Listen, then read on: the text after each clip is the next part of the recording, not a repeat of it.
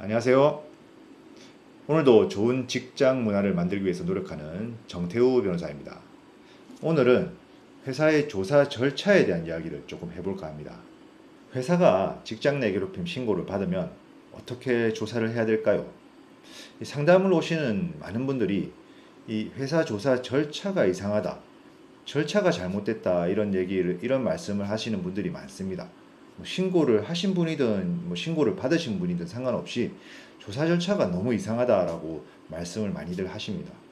이게 왜 이런 문제가 발생하냐면 우리 근로기준법에서는 직장 내 괴롭힘 신고를 받으면 회사가 조사를 하도록 하고 있는데 어떻게 조사를 해라라는 것은 없습니다.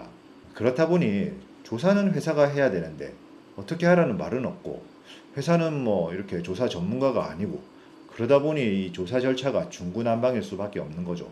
직장 내 괴롭힘 조사에서 회사가 지켜야 될 큰 틀에 있어서 원칙 두 가지는 바로 방어권의 보장과 의견 진술 기회 보장입니다.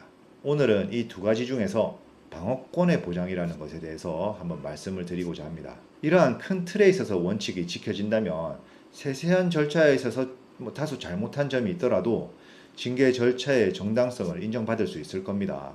왜냐하면 법원도 회사가 조사의 전문가가 아니라는 것을 알고 있기 때문입니다. 이 방어권을 보장하기 위한 가장 기초적인 것은 무엇일까요?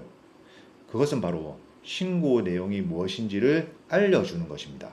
상담을 하다 보면 이 신고 내용이 무엇인지를 알리지 않고 조사를 하는 회사가 너무 많습니다. 저도 왜 그런지는 잘 모르겠지만 이 조사를 담당하는 담당자 입장에서는 뭔가 신고 내용을 알리면 안 된다라는 생각을 가지는 것 같아요. 어떤 사람은 이 내용이 개인정보라고 해서 공개를 못한다, 이렇게 얘기하는 분도 계시고요. 맞습니다. 신고서 내용 중에 신고인의 인적 사항은 개인정보이기 때문에 이 부분은 공개를 하면 안 되는 거죠.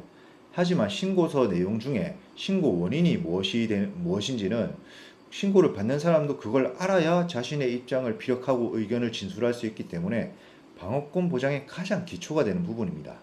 보통 직장 내 괴롭힘은 양 당사자 사이에 감정이 악화되어 가지고 사건이 개시되는 경우가 많기 때문에 그런 상태에서는 몇 년 전에 있었던 일도 꺼내 가지고 이게 직장 내 괴롭힘이다라고 신고를 하는 경우가 많습니다.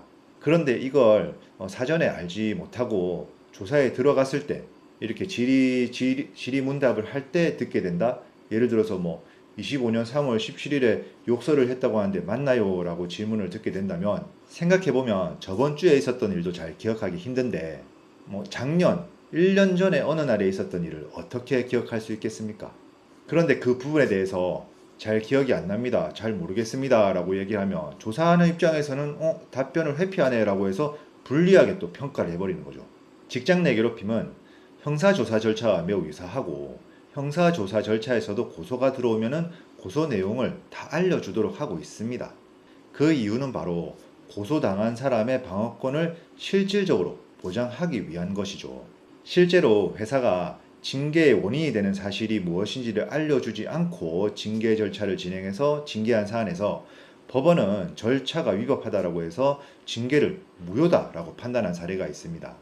여기에 대해서 회사는 질의문답 과정에서 이 부분에 대해서 다 얘기했고 신고 당하신 분도 신고 내용이 무엇인지 그 과정에서 잘 알게 되었습니다라고 항변을 했죠. 이 부분에 대해서 법원은 설령 조사 과정에서 어떤 질의응답 과정에서 그 신고 내용이 이야기되어서 신고받은 사람이 신고 내용이 무엇인지를 알 수 있었다고 하더라도 조사 개시 당시에 신고 원인 사실이 무엇인지 알리지 않았기 때문에 그 하자가 치유된다고 할 수 없다라고 판단했습니다. 결국 법원은 징계의 원인이 되는 사실을 알리지 않고 징계를 한 사안에서 그 징계는 절차가 위법해서 무효다라고 판단한 겁니다. 그렇다면 회사는 이 피신고자의 방어권 보장을 위해서 어떻게 해야 될까요? 그것은 바로 신고의 원인이 되는 사실이 무엇인지를 알려주는 것입니다. 다만 신고서를 그대로 복사해서 주는 것은 조금 적정하지는 않죠. 왜냐하면 거기에 신고인의 인적 사항이 있을 수도 있고 또 신고인 입장에서 보기에 내가 낸 서류를 그대로 피신고자한테 준다? 그러면 또 공정성에 있어서 의심을 할 수밖에 없는 문제가 있습니다. 가장 좋은 방법은 신고의 원인이 되는 사실을 좀 따로 떼서 정리한 다음에 절차 개시를 통보할 때 함께 통보하는 겁니다.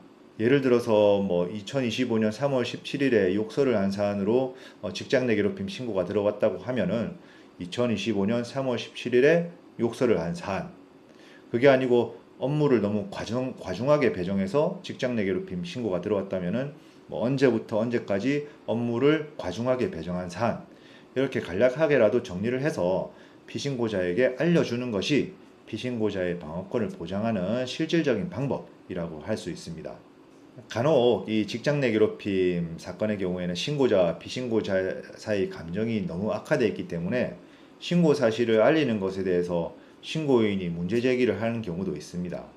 신고인 입장에서는 사실 피신고인이 신고 내용도 잘 모르는 사이에 절차가 진행이 돼서 징계를 받아버리는 게 제일 좋죠. 그렇지만 이것은 신고인의 어떤 주관적인 감정의 문제이고, 회사는 어느 한쪽 당사자의 편을 들어서 조사를 하는 것이 아니기 때문에 객관적이고 공정하게 조사를 한다면은 신고 내용이 무엇인지를 알리고 방어권을 실질적으로 행사할 수 있도록 하는 것이 중요합니다.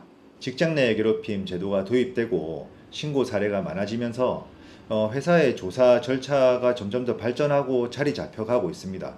하지만 아직까지도 좀 너무 미흡하게 조사를 하는 회사가 많죠. 이렇게 조사 절차가 자리 잡혀갈수록 잘못된 조사는 더더욱 위법하다는 판단을 받게 될 겁니다. 왜냐하면 직장 내 괴롭힘 조사 절차가 광범위하게 자리 잡혀갈수록 다른 회사들은 다 아는데 이 회사만 모른다, 이렇게 되기 때문입니다. 그리고 누구나 알 수 있는 거, 누구나 다 하는 것을 하지 않는다라고 한다면은 이 회사가 의도적으로 그렇게 공정하지 않게 조사를 했구나라는 생각을 할 수도 있는 거죠. 현재 회사가 직장 내 괴롭힘 신고를 받으셨다면 오늘 말씀드린 내용을 잘 참고하셔서 신고자가 됐든 피신고자가 됐든 억울하지 않도록 사건을 원만하게 잘 해결해 보시기를 바라겠습니다. 감사합니다.